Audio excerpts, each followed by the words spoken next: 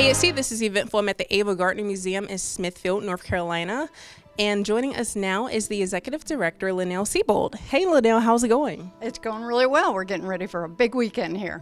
I know. I understand that this is a 3-day event. Absolutely. A festival in Ava Gardner's honor. So can you tell us what treasures this museum holds? Well, we've got a lot. We have a lot from Ava's movie career. We have costumes and we have jewelry and things that she wore in her film roles. But we also try to present who the real Ava was. So we have a lot of things as well from her personal life. We have letters that were written to her and letters that were written from her, and just different artifacts that make an interesting way to get to know who Ava was as a person, well-rounded.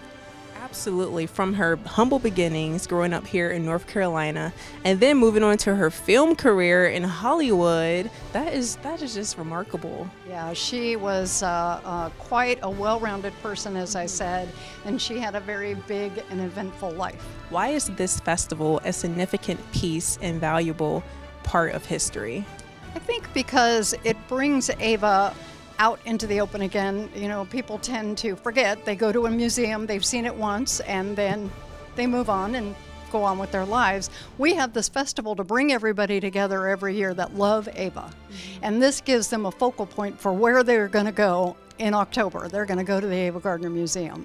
And we have 3 days we have special guests, we have heritage tours, we bring out special new merchandise, we do films, we show some of Ava's films. So we have a lot of different things going on, and most of our people tend to buy the 3-day ticket because they want to stay for every single part of it. In just a few moments, we'll be giving a toast to Ava Gardner. So are you a member of the museum? I am.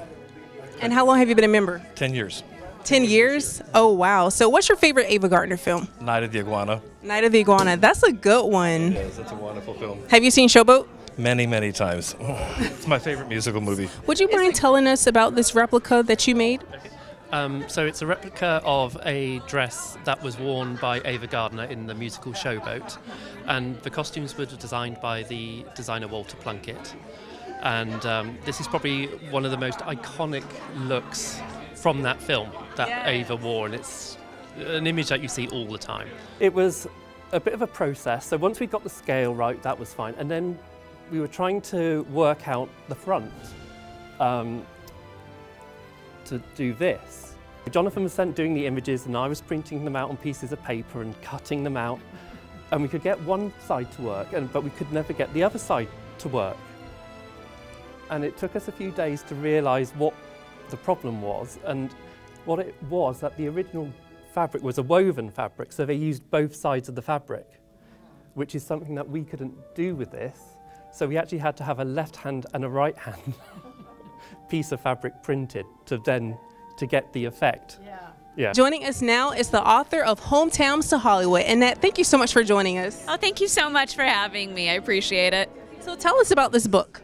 Yeah, well, it all stems from my passion for classic film. I started a blog about 10 years ago called Hometowns to Hollywood, in which I would profile my trips to the hometowns of these great classic Hollywood golden era stars and their hometowns, and really pursue how their lives and legacies were still being celebrated in their hometowns and beyond. From her humble beginnings to a life in Hollywood, Ava Gardner lived life on her own terms. This is Eventful. Till next time on Hello ENC.